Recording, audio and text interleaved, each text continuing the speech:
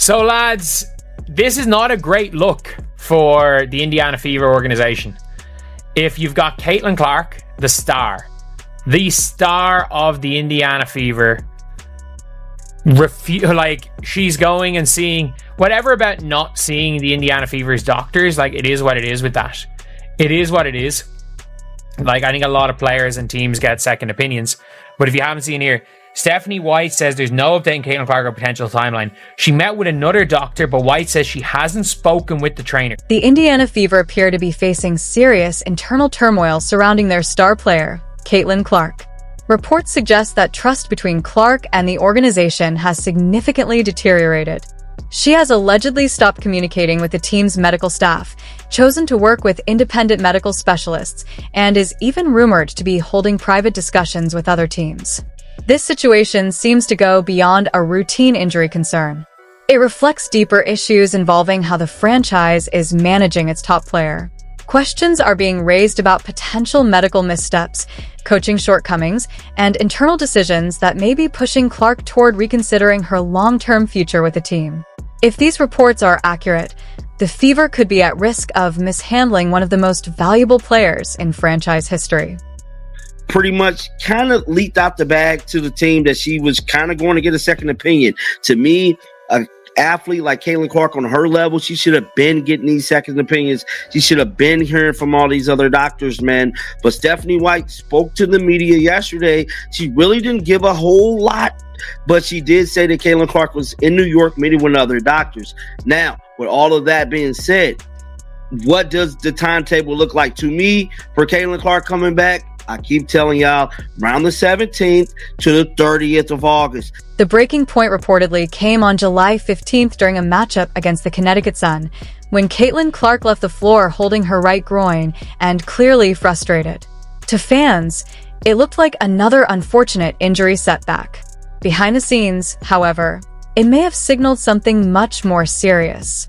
According to sources close to the situation, this was not a completely new injury, but a recurrence of a previous issue, one Clark may have been rushed back from too quickly. For a player known for her durability and toughness throughout her career, the setback was especially difficult to accept.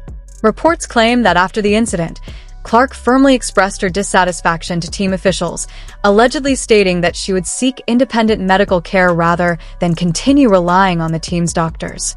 That decision marked a clear shift in her relationship with the organization and suggested a deep fracture in trust. She has met with a different doctor,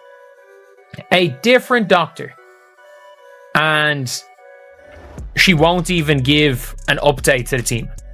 Not, oh yeah, she's met with a different doctor and we're waiting on an update. She's waiting, or not even, well, that's basically it. They're waiting on, she's gone to a different doctor and they've heard nothing. A clear divide reportedly formed between the franchise centerpiece and the organization itself. This was not simply a request for a second opinion. It was a decisive step toward taking full control of her own medical care. In professional sports, that kind of move is rare and often signals that trust has been deeply damaged. Caitlin Clark's July 15th injury was viewed by many as more than just unfortunate timing. Instead, it appeared to be the latest chapter in what critics describe as a troubling pattern of medical concerns during her rookie season. That contrast is especially striking considering her history. During her 4-year college career at University of Iowa, Clark was known for her durability and did not miss a single game. Compared to that remarkable consistency, her first season in the WNBA has been marked by repeated health setbacks, raising serious questions about how her situation has been handled. News: Caitlin Clark.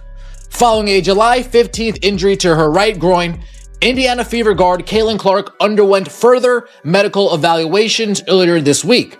The team can confirm that no additional injuries or damage were discovered through the evaluations.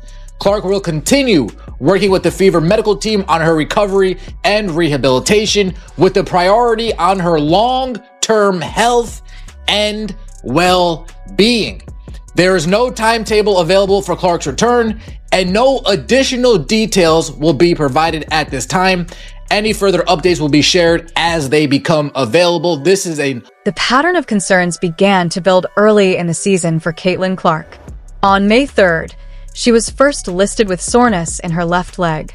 Just a few weeks later, on May 26th, she suffered a left quadricep strain, an injury significant enough to force her to miss the first game of her entire basketball career.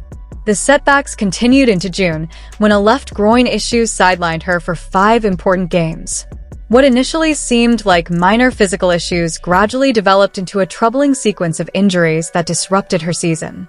But the internet noticed something specific that Holly Rowe had to say on the broadcast. Holly Rowe said that before the last return after a quad injury, she had no practice time, which, if that's actually true, like if she wasn't practicing, if she wasn't going full speed, then why was she returning to the court? And that's actually something that I pointed out. I believe it was Scott Agnes reported that Caitlin had gone full speed in practice, but there was only one practice that she had gone full speed, and then she returned to play. Now, the latest setback is a right groin injury.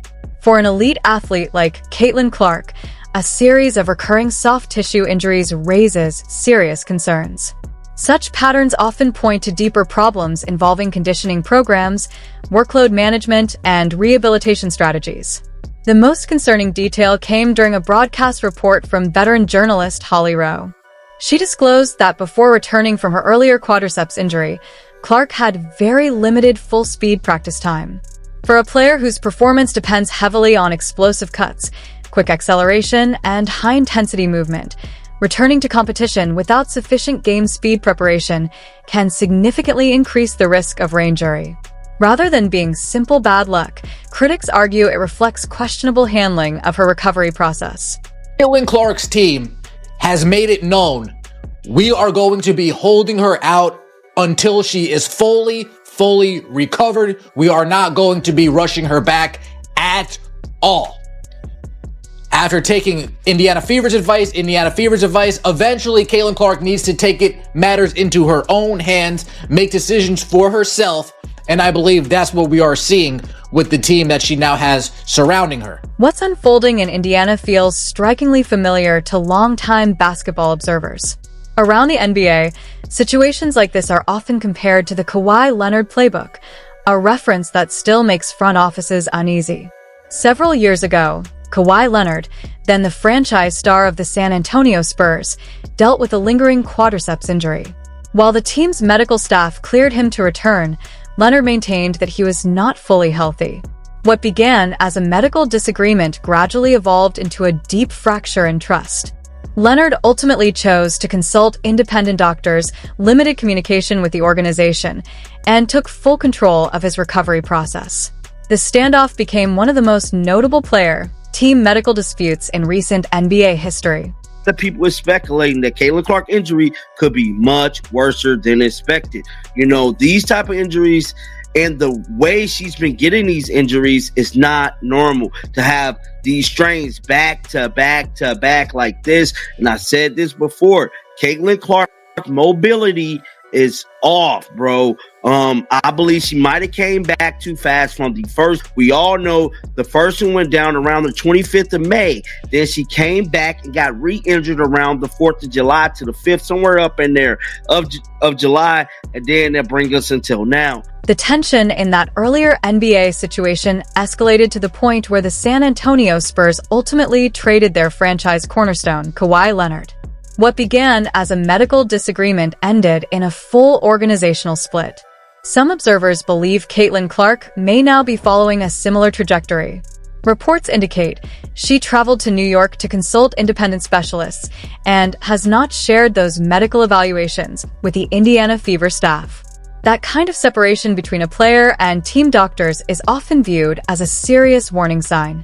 Adding to the concern, head coach Stephanie White acknowledged that she had not yet discussed the findings from Clark's outside consultations with the team's trainers. Such a communication gap suggests a significant breakdown in coordination and trust within the organization. The only good news about today is Caitlin Clark is no longer dealing with Stephanie White and these coaches and this Indiana Fever medical staff, trainers, doctors, none of that. She's seeing her own medical doctors, her own team. That's the only good news of today. She has abandoned the Indiana Fever medical staff, and I'm happy about it. I'm happy about it. She's pulling a Kawhi Leonard, what he did with the San Antonio Spurs, letting it be known, hey, look, I'll get back to y'all when I'm ready. I'm going with my own medical staff. Y'all can beat it, kick rocks, and I stand with you, Caitlin Clark. When a head coach is unaware of the medical status of the team's most valuable player, it signals more than a simple communication lapse. It points to serious internal dysfunction. The Indiana Fever made a major organizational change when they dismissed Christie Sides and brought in Stephanie White. The decision was presented as a strategic upgrade, a move designed to elevate the franchise and maximize its potential. However, in pursuing what was described as a fresh direction and stronger leadership, the team now appears to be navigating unexpected instability behind the scenes. The problem of this team is Stephanie White. It's Stephanie White. It's not Caitlin Clark. A great player don't all suddenly sucks. That doesn't happen. It's strategic. And everybody's saying that they played better without Caitlin Clark. No. Actually, even this loss, Caitlin Clark gives them a better chance. They're under 500 without Caitlin Clark. The Indiana Fever are squandering the prime of Caitlin Clark's career. Historic rookie numbers, playoff appearances, and sold-out arenas show her transformative impact, yet mismanaged injuries, a coaching staff limiting her role, and a medical team she no longer trusts have created chaos.